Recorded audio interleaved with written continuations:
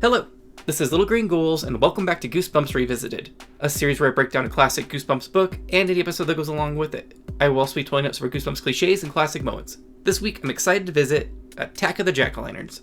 I think this may have been a book I started as a kid, but never finished because the start of this book felt very familiar to me, but it has a very wild twist at the end that I know I would have remembered. That being said, I found this book to be pretty dull for the first 80% of it, but it kind of makes up for it by the end. It's one you should check out if you haven't yet. This 1996 cover is pretty great. I think this is one of the more popular books later in the series as a result of this cover. I love all the different expressions on the jack-o'-lanterns and the little detail of the spooky owl up in the trees. The highlight is obviously the dog with the jack-o'-lantern head. There's also a fun little Easter egg with the mailbox having 48 on it, and this is the 48th book in the series. It's just an all-around solid cover. The 2015 slime border zooms in a bit on the pumpkin people and sticks pretty close color-wise to the original. I can't fault it for going green and orange to double down on the pumpkinness of it all. We again finally have another later 2000s cover with this 2018 one. It's pretty different from the original, but great in its own way. I like how mean all these pumpkin faces look, and the way the fire is bursting out of them. It's also nice to see the pumpkin vine body like described in the story, so it's another solid cover. I was surprised by the lack of merchandise for this book, because we just have the usual trading card book tear out, and this sticker featuring an altered version of the cover. I wonder if going forward we'll see less and less book-specific merchandise as Goosebumps Fever comes to an end. Our front take says, "Put one head in front of the other." I read on the wiki this is often associated with the song in the 1970 Rankin Bass Christmas special, Santa Claus Is Coming to Town, but I don't know if that's well known enough to be that. It's wiki, so take it with a grain of salt. Our back take says, "Pumpkin Power." This is kinda dumb, but at the same time, I love it, so now let's read the blurb on the back. Nothing beats Halloween. It's Drew Brockman's favorite holiday, and this year will be awesome, much better than last year. Or the year Lee and Tabby played that joke, a nasty practical joke on Drew and her best friend Walker. Yes, this year Drew and Walker have a plan for revenge. It involves two scary pumpkinheads. But something's gone wrong, way wrong, because the pumpkinheads are a little too scary, a little too real, with strange hissing voices and flame shooting out of their faces. Okay, let's start this summary. The book opens with our introduction to Drew. Apparently her dad calls her Elf because she's short with pointy ears and a pointy chin, but Drew loathes the nickname. I can't say I'd want to be called Elf either. Drew also wants us to know that she's tough, because she has to be since she's the shrimpiest girl in her class. She also mentions stomping on people's feet as a defense mechanism, and literally growls in her dialogue, "grr," as she fantasizes about punching her class bullies Tabby and Lee.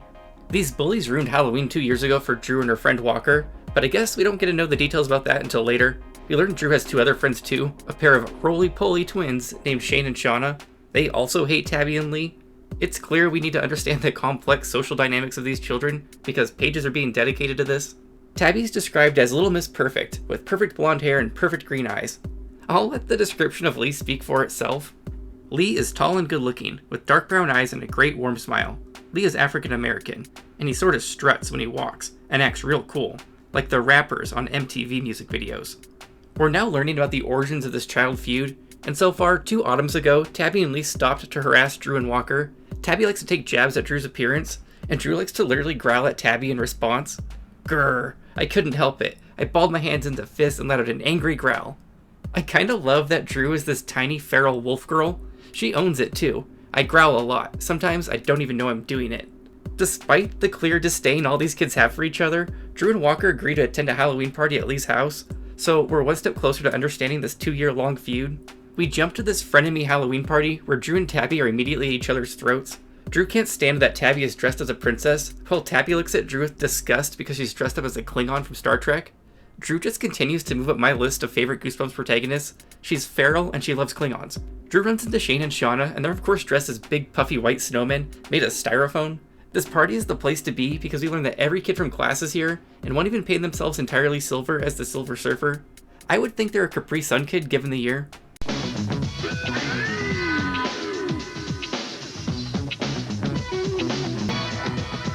Capri Sun. Liquid cool. Walker appears to join his friend group and is dressed as a poorly wrapped mummy.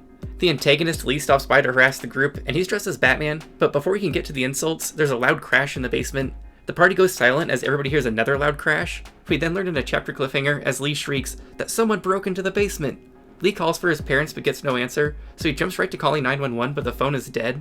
Given that this is a flashback, and we know Drew hates Tabby and Lee for pranking her, the scene lacks any tension. Stein probably could have structured this intro differently so the scene wasn't so obviously a prank. I think we're supposed to perceive it as actually suspenseful though, for simple child minds. The basement door flies open and two men in leather jackets are standing in the doorway. One has a full face ski mask and the other has a gorilla mask on. The gorilla lets out a cruel laugh while declaring, "Party time," and these kids all think they're about to get slumber party massacred. Tabby steps up to confront one of the men and says this is a private party and they need to leave, but the gorilla just laughs mockingly at her. The gorilla then orders everybody down on the ground like it's a bank robbery or something. This results in Shane and Shauna struggling to get down in their snowman costumes and eventually breaking them. The gorilla then demands all the kids start doing push-ups, like all good home invaders do. The ski mask invader then says the kids will be doing push-ups for the next couple hours, so get used to it. I would be dead by then. While suffering through the push-ups, Drew suddenly notices Lee and Tabby aren't on the ground, but are instead with the masked intruders with evil grins on their faces. The two men then take off their masks and it's Joe and Todd, two high school neighbors of Lee's. This about sends Drew over the edge as she lets out her trademark grrr and fantasizes about strangling Tabby with her own princess tiara. The entire party's deflated after that, but Lee and Tabby seem very pleased with themselves. And there you have it, that's the origin of this Halloween revenge plot, except we still aren't in the present day. Instead we're going to hear about the failed revenge plot from last year, since this initial offense occurred 2 years ago. Drew can really hold a grudge. The friend group is in the middle of planning Drew's revenge-focused Halloween party that's an entire year in the making. Drew doesn't want to scare all of her party guests, she just wants to humiliate Tabby and Lee specifically. Some of the ideas that were brainstormed were dropping fake cobwebs on Tabby and Lee. This was then modified to include Walker's live tarantula to be added to the web. Walker also floated the idea of sawing a trap door into the living room floor to launch Tabby and Lee into it, but Drew didn't think her parents would go for that. Other ideas included dripping green slime on them from the ceiling or having fake blood pour out of a jack-o'-lantern. Drew doesn't think any of these ideas are scary enough though. The room suddenly goes pitch black and Drew hears a dry whisper saying, "Come with me. Come home with me now. Come home to where you belong. Come home to the grave." This ends up just being a recording from Walker's cassette tape player, and Drew thinks this is the perfect prank for Tabby and Lee. They up it by deciding they could also drop some green slime on him while they're standing in the dark listening to the creepy voice. Drew thinks this is a good start but wants more, and I guess we'll learn about it when the time comes. Meanwhile, the living room is getting decorated with ugly jack-o'-lanterns, an 8-foot-tall paper-mache monster rigged to spring out of the closet, and rubber snakes, worms, spiders, and cockroaches hidden all over the living room. These kids are going all out. It's finally the big day, and Drew is so focused on the revenge party, she forgot to choose a costume, so she just goes with the Klingon again. Before the party starts though, the kids get a phone call that filled us all with horror. Tabby's calling to let Drew know that she won't be attending the party because she got a better offer, trick-or-treating until midnight in some neighborhoods that guarantee full-size candy bars. This shocks Drew to the point where she drops the phone on the ground and sinks to her knees. Drew has a flair for the dramatic. Drew then shrieks as she spots a giant hole in the leather couch because Shauna dropped some of the green slime on it and it ate right through the entire cushion. This kind of feels like a Monster Blood callback. And I guess that's it for last Halloween. This was enough for Drew to consider 2 Halloweens ruined by Tabby and Lee. Drew might need to calm down, because I for sure thought this second flashback was going to result in like Tabby and Lee doing something mean again, but they just dodged a prank by trick-or-treating versus attending a party at their nemesis' house. But at least we're in the present day now, and right in the middle of trick-or-treating. This year, Tabby is a space princess, Lee is Superman, and Drew and Walker are both dressed as ghosts, so just basically sheets with the eyes cut out. Shane and Shauna are yet to be revealed, so I'm assuming some sort of prank will be taking place to scare Lee and Tabby. I don't really get why all these kids are spending time together if they all hate each other this much. Like, wouldn't Tabby and Lee have better things to do than trick-or-treat with kids they hate? They trick-or-treat an entire neighborhood, but before heading to the next neighborhood, they spot one more house they missed off near the woods. An old woman opens the door and is very excited about these half-assed costumes. She invites them in to show her husband, who's supposedly sick and can't walk. The kids are hesitant because stranger danger, but Tabby marches right in, resulting in the rest of the group following suit. They're led to a back room where they can hear a man coughing, but once they get there, the room is full of at least 24 children, all sitting on the floor crying. Drew tries to escape, but the old woman shuts the door and announces the kids will be staying there forever. Does this all feel just a little too random for even Stein standards? Well, that's because it's only a daydream, although this would easily be a plot point in Legend of the Lost Legend. Drew is just fantasizing about Tabby and Lee suffering because in the rest of this daydream, her and Walker escape while Lee and Tabby are doomed forever. Drew has some issues going on that she needs to work past. We have a chapter with the kids sitting around Drew's living room plotting, and it's agreed they won't be doing a Halloween party this year since it's too easily foiled. Shane and Shauna announce they have some terribly mean and gross plan that they want to do. The kids all love it, and they agree to it, but we the reader don't get to know what it is just yet. Drew's mom then comes in and ruins her good time by saying she doesn't think Drew can trick-or-treat this year, due to all the missing people in the area. Drew doesn't have time for the news, so she's shocked to learn a 4th person has gone missing in town. The group looks at a newspaper Drew's mom is holding, and Walker immediately declares, "Hey, these people are all fat." And Stein goes on describing one of the men missing with at least 6 chins. You never know when Stein's just gonna go for fat people. Sometimes it's just out of the blue. Shane and Shauna are silent because Drew thinks it's because they're frightened since they've already been described as roly-poly. Drew tries to convince her mom to let her go since only fat adults are going missing, but she refuses and another Halloween is ruined in a chapter ending.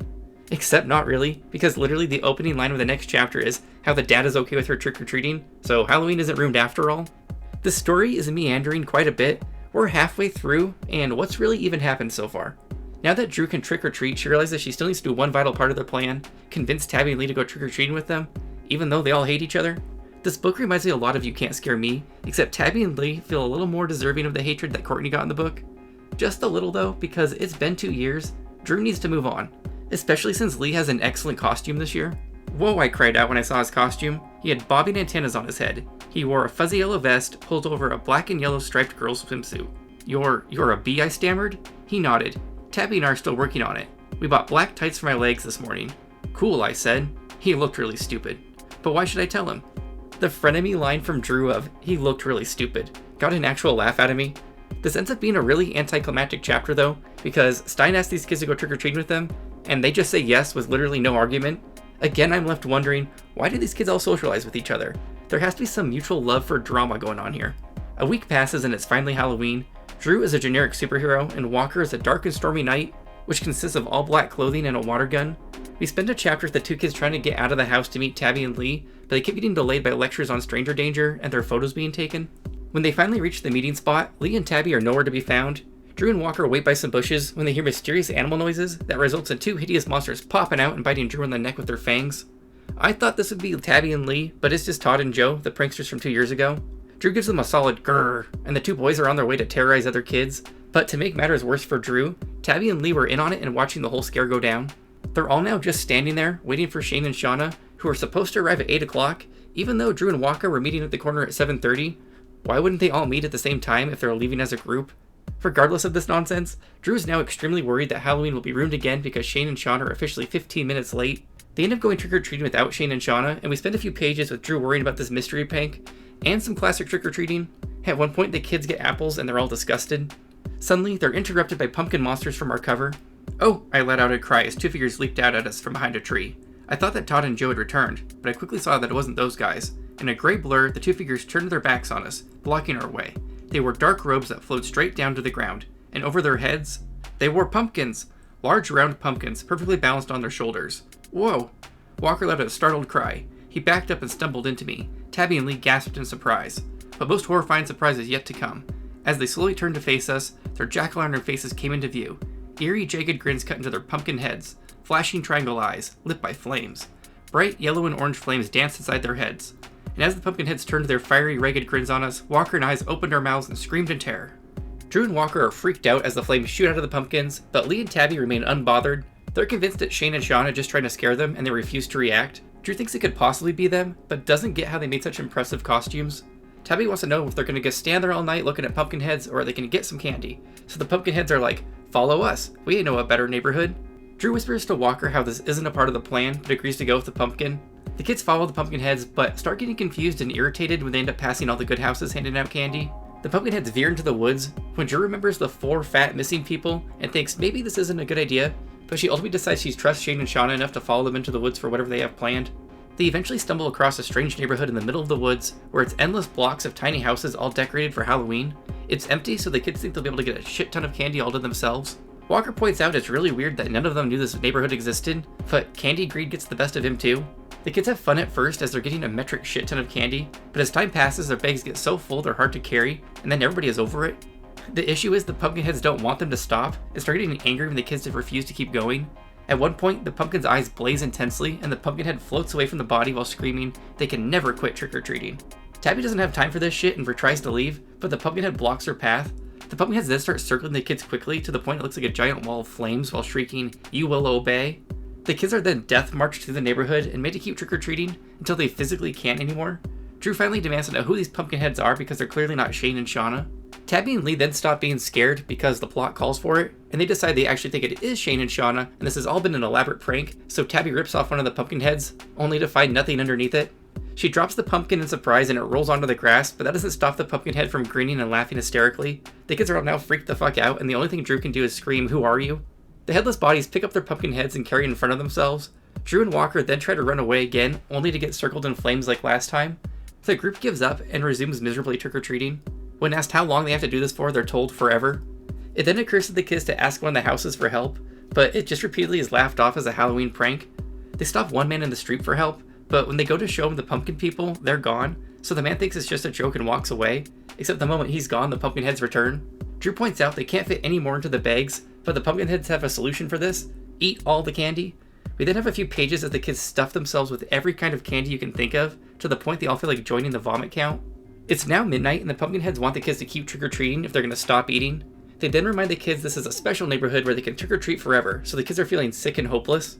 They trick-or-treat the next house, and they're horrified to discover another pumpkin head, except this one's handing out candy.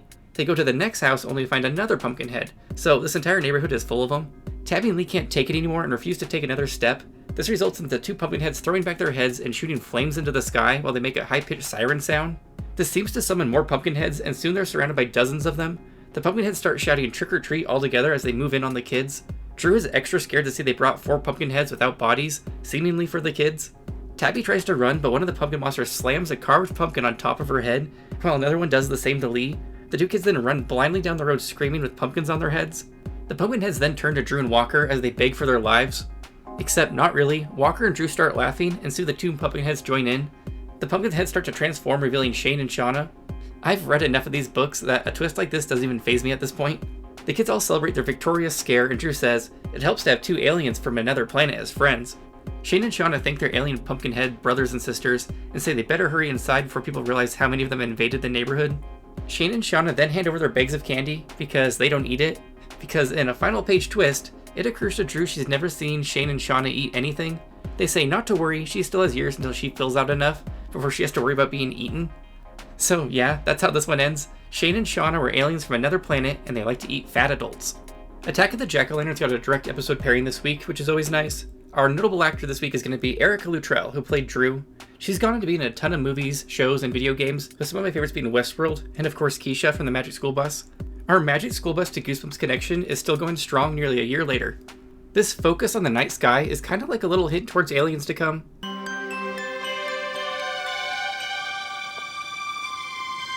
Some spacey lurkin' shots. Yeah, good point. So, I got the cape, a mask, and everything. We're switching up Shane and Shauna's backstory in this one. Shane and Shauna used to be my best friends, but they moved away a couple of years ago. More lurking as per usual. This is so...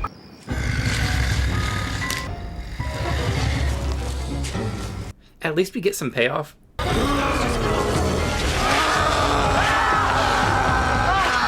This episode is doing a nice job of streamlining the book. Last year, they snuck into my Halloween party and pretended they were burglars. Lee and Tabby are on theme. Sure, Lee and I'll be wearing Space Warrior costumes. Cool. I can't tell if this is a time jump or if we're getting a dream fake out. It's too bad your friend... Oh, it's definitely a dream then. My goodness, what wonderful costumes. Please come in. Stranger danger. Go right up the stairs. Go on, go right in. Go on, go on, go on right in. Go on.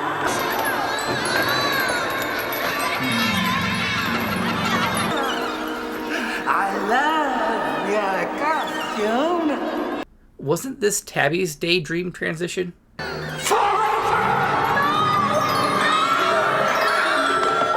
This monster likes to stay up on the current events. And they still haven't found those 4 people who disappeared the last couple of days. It's not like children are disappearing. I mean, these were adults. That's right. Why is this so awkward feeling? It was 1962. what? No, I'm a dark and stormy night.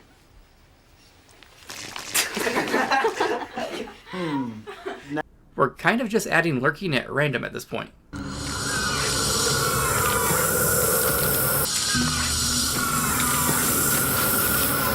I'm pretty sure I had those exact Halloween decorations growing up with the classic monster faces.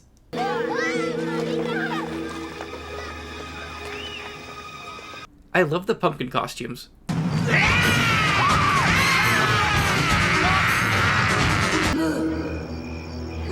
that Shane and Shauna? Shauna. Speak to us.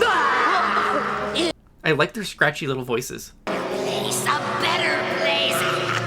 Your friends are too funny. A better place. A better place. Move. These kids are getting some party-sized candy bars.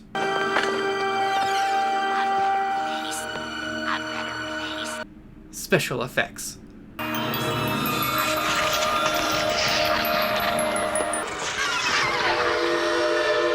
These pumpkins love Halloween.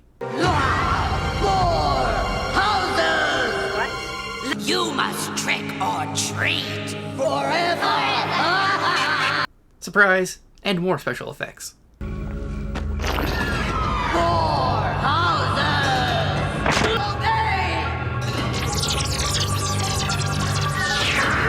You to trick or treat forever. Yum, look at all that generic candy. Now we have fire too. Kidnap the 4 missing people. Run!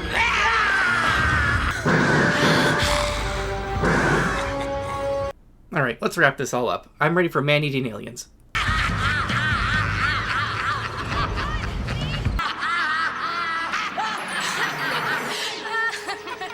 How'd you do that? Well, there are advantages to being an alien.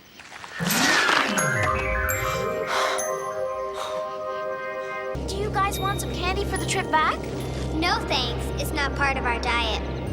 You eat humans? Only when we're hungry. We just finished a 4-course. Happy Halloween.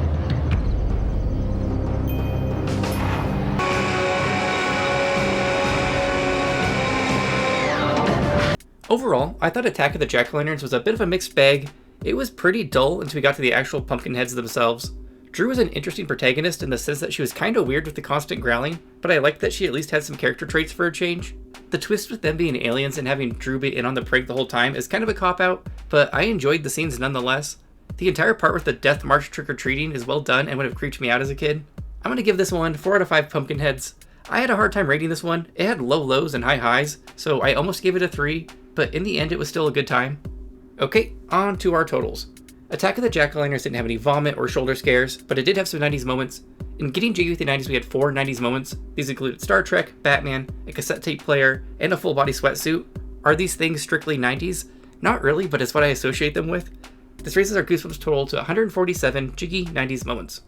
Attack of the Jack-O-Lanterns had a total of 12 chapter cliffhangers. This raises our Goosebumps total to 593. Our clunky cliffhanger award this week is going to be chapters 11 to 12, where we go from Halloween is cancelled to the very next sentence saying, actually no, it's not. In It's a Prank Bro, we had 3 pranks. These included the home invasion prank, the scare with the cassette tape player, and hiding in the bushes. This raises our Goosebumps total to 114 pranks. It's Only a Dream makes a return after a long hiatus. This dream fake-out is when Drew has a weird daydream about getting kidnapped by old people while trick-or-treating, probably to spice up the boring first half of this book. This raises our total to 14, It Was Only a Dreams. Asshole Victim also makes a return this week, with Tabby and Lee getting terrified by the pumpkin aliens, although I'm not fully convinced they really truly deserved it. This raises our Goosebumps total to 28 Asshole Victims. Shocker ending. Our big twist for this book was not only are Shane and Shauna aliens, they're also man-eating aliens with an appetite for fat people. This brings our Goosebumps series total to 41. Well, that's it for Attack of the Jack-O-Lanterns. I really enjoyed parts of this one, but it also has a whole lot of nothing in it too. Next week is Vampire Breath, and I'm excited for that one because I can't believe we're 48 books in without any vampires yet. Let me know in the comments what you thought of Attack of the Jack-O-Lanterns. How would you feel about being condemned to a life of trick-or-treating? What's your favorite Halloween candy? Are these aliens just plain old shapeshifters? Also, what did you think of my pumpkin horror clips this week? I'm personally a fan of the iconic dancing pumpkin at the end.